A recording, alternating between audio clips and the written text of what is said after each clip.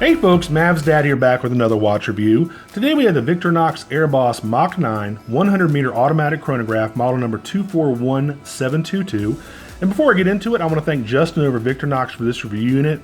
Check out Victorinox's website for a lot of other cool watches, and you get free shipping on anything over $100. Now, as usual, we'll open it up, look at the fit and finish, the features and the functions, the build quality, and then I'll give you my overall impressions of this really nice Victorinox chronograph. Typical, really nice Victorinox watch box. I really need to figure out what these watch boxes are made out of. I just love the way they feel. Now, of course, you get your manual. Now, this is a multilingual and multi-model manual. Try to say that real fast. Anyway, it's got a ton of different Victorinox models in it, as well as being printed in multiple different languages. So that basically covers the whole gamut of their watch collections. So there you go. Well, actually, most of them. And of course, you have your warranty cards you need to fill out and send back to Victorinox to activate the warranty. So there you go. All right, let's open this thing up.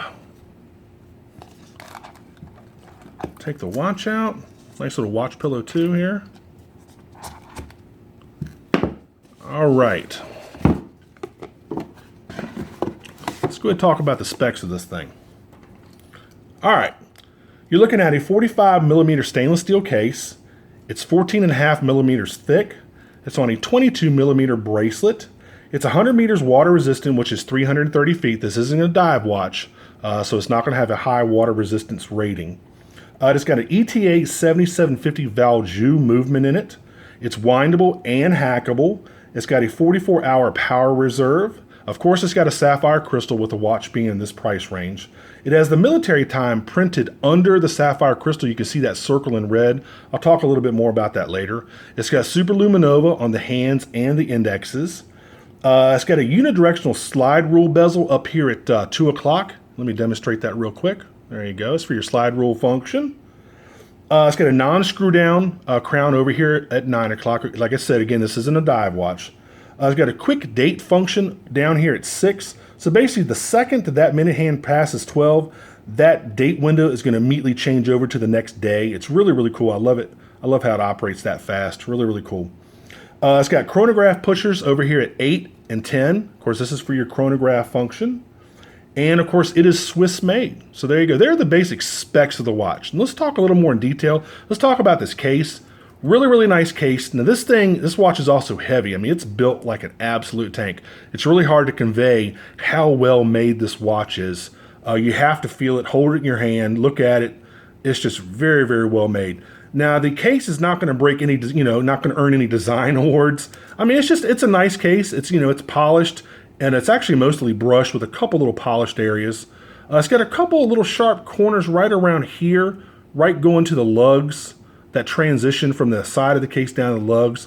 It's a little bit sharp right there, but other than that, I mean, it's a really nice case. Like I said, no design awards, but it definitely gets the job done. Let's talk about the bracelet. Really heavy, nice bracelet. The only thing I don't like about the bracelet is this butterfly. It's a butterfly bracelet, which just drives me crazy. I think they're more complicated than necessary. I just don't like. You've got some nice perlage here. Those are the little circles, that little decoration on the clasp. That's nice looking, but I've never liked these butterfly bracelets for some reason. I mean, I guess they look cool, but I don't know. I like just the regular style clasp. Anyway, the bracelet itself is very well made. Of course, you have solid end links going into the watch down there. I mean, this is an expensive watch, and I'll tell you what it cost here a little bit later in the review. So really nice case, really nice bracelet. Let's talk about the actual face of the watch. The indexes are all applied, and they are super applied, which means they're pretty well raised off the dial. It's probably going to be 4 or 5 applications of super luminova. It has got really good lume for this watch, and I'll show you that later too. Again, it's got that slide rule inner bezel that turns here.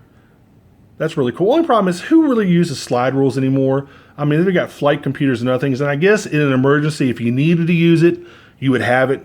And basically, you just line up the different numbers to some of the numbers on the outside bezel, and you can do different calculations. You can actually go on Victorinox's website, and they can show you how to do it. But I just don't see why people would ever use this anymore. And the same goes for the chronograph. I mean, again, you've got stopwatches on your cell phone. It's just really neat. This is kind of a throwback to old technology. To make a mechanical chronograph is a pretty big feat in itself. And let me show you something. I'll go ahead and turn the chronograph on. And watch how fast, when I stop it and I want to reset it, watch how fast the second hand goes back to 12. I mean, it's instant. That is really, really cool. I like that. Now, speaking of the pushers, one thing, I wish they had put some sort of knurling on the end of the pusher right here and right here. Like the knurling that they have on the dials over here at 9 o'clock and 2 o'clock. It would just make it a little bit easier to push if you are going to use the chronograph function, which unless you're, you're a long distance runner or a sprinter or something, I wouldn't see why you would really use this type of chronograph. You probably, break out your iPhone or Android cell phone or something. But anyway, that being said, it would be a little bit easier if they would put some knurling on these pushers right here. And another thing, I wish all of this was reversed.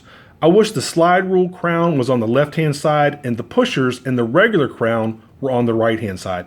It's just a little counterintuitive, especially if you wear the watch on your left wrist. It's just a little counterintuitive to reach over there and, it doesn't feel right. I wish they had just reversed where all the pushers and crowns are. So anyway, the military time is printed under the bezel. It's a little hard to see, not only because it's red, but because it's printed on the underside of that sapphire crystal. There you go. You can see right there by the 8 and the 7 and the 9. You can see it's actually printed underneath the sapphire crystal. I mean, I'm sure that's a neat technological, advancement and kind of a neat way to do it. And I'm sure it's not cheap to do that either. But not only it's hard to read, it's hard to read. It's kind of hard to read that kind of dark red color. And telling military time is incredibly easy anyway. All you have to do is add 12 hours, or just the number 12 to whatever time you're looking at. So for instance, if you want to know what military time is, say it's showing right now that it's 4:30, this would actually be 16:30 in military time. So just add 12 to the 4 and there's your number. So if you're at, say, 10 o'clock, add 12 to that, that's 2,200 hours, which means it's 10 o'clock. Again, neat little feature, but I'm not quite sure about the application and the function of it. But anyway, so with that being said, what else? I'm trying to think of what else. Let's look at the back. Really, really nice case back. Of course, you have all your laser etched specifications there. You see the Airboss logo right there next to the crown. And it's a little more intricate inside because this actually has a mechanical chronograph inside. So there's a lot more guts, a lot more, gizmos and sprockets and widgets inside because it's a purely mechanical watch. It's an automatic chronograph, which is quite a feat of engineering to jam all that in there.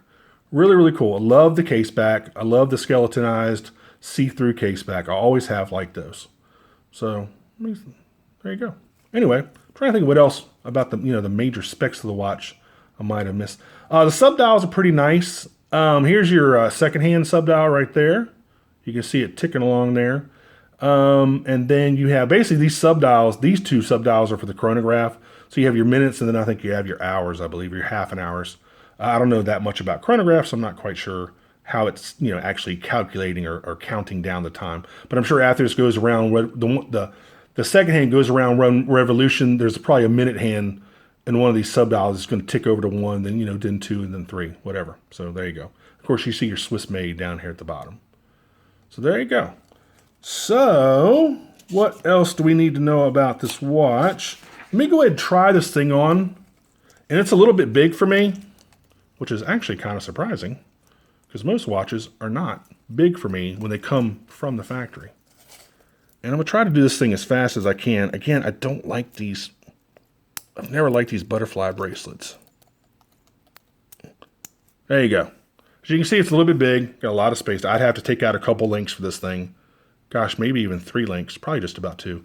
But there you go. A lot of wrist presence. And this thing is heavy, man. It's like wearing a dumbbell in your arm. I mean, it's not, obtrusively heavy, but you definitely know you have a mechanical chronograph on your wrist. There you go. Nice little signed clasp there with the Airboss logo. There you go. All right. Take this thing off, and we're going to test out this loom. See, I don't like these butterfly bracelets. Urgh. That was my Hulk impersonation. All right. They just feel weird to me. I don't know why. All right. So let's kill a studio light and let's check out this loom. This thing has got killer loom. All right, zap it with the mag light. And normally I'm not really impressed with any lume on any Victorinox watch. In fact, I'm not really impressed with any lume on any other watches except for Seiko's. But wow, look at that. Really, really nice lume. I like it a lot. Really, really good lume. Of course, you can see the slide rule, the little pip at 12 o'clock for the slide rule. Really, really nice lume. And I can't stress enough how raised those number indexes are. And of course, you see the Victorinox logo has been loomed as well. Really, really good job on the loom, Victorinox. Good job. All right, let's turn the studio light back on. So folks, that's really been about it. You can get this over at Victorinox for $2,295. So $2,295. Again, it is not a cheap watch. I mean, you know, over $2,000 for a watch, you're getting into really, really nice Swiss territory. I mean, it's not Rolex territory, it's not Omega, you know, territory, but you're getting there. You're getting there pretty quickly. So this is not a watch that to be taken lightly so far as the price goes. It's a very, very well-made quality Swiss watch. I really cannot stress enough how well this watch is made. I didn't even see the little Victorinox logo on the crown over here. What has it got over here too? No, you just have the logo or the signed crown over here. So anyway, if you like this video, please click on like. If you want to subscribe to my channel, please do so. I really appreciate all the new subscribers. And I'm trying to think of anything else I might have missed on this thing. Again, $22.95 over Victorinox. Of course, you'll get free shipping with this. Here's the tag. There you go. So again, it's not a cheap watch, man. This is definitely a really, really good entry point into Swiss watches. And so far as the style goes, I mean, I like it, but the only problem is I just don't see the function and the utility of the slide rule, especially in 2016, nor the chronograph function, especially, you know, this day and age.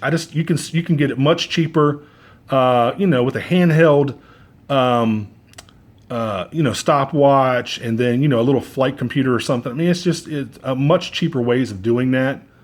But if you need it in a pinch and you're out in the wilderness somewhere, your plane crashes got you and you survived, hopefully you did, you'll be able to use those functions if you know how to use them, especially the slide rule. So anyway, folks, that's been about it. Again, this has been the Victorinox Airboss Mach 9 100 meter automatic chronograph, model number 241722. And until the next watch review, I will see y'all later. Take care. Bye-bye.